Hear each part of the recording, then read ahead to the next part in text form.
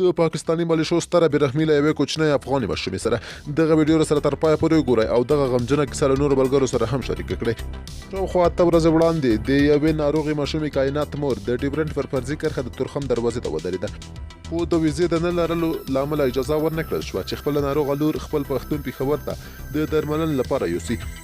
دلته ماشومه په داسې حالت کې ده چې هغه د مرګ او ژوند پر پوله یو حالت دی. هلته د پاکستانیو سرحدي ملیشو د ویزې نه لرلو په وجه نه اجازه د وړې کائنات مور داسې مایوسه کړه چې خپله وړه کائنات لور پر کرښه اوښتونکې بلې پردۍ ښځې ته وسپاري او همدارنګه ورته ویې ویل چې پېښور ته یې یوسي او هلته یې درملنه وکړي. د وړې کائنات په مور داسې حال کې چې تر سترګو یې په شرک اوښکې څڅېدې هغه بېګانه ښځې ته وویل که لور مې ښه شوه خو په یوه طریقه یې بېرته راکړه او که مړه شوه نو هملته پېښور کې خاورو ته وسپاره. یا د ښځې تر کرښې راوښتو وروسته ماشومه نجلۍ یو پلنکوچ ولایت ته وسپارله چې لومړی کس د اسلام بادشاه په نوم یو ځوان و چې نجلۍ یې له پلنکوچ ولایت څخه واخیستله او په پېښور کې د MRI په نوم هسپتال یا روغتون ته ورسوله.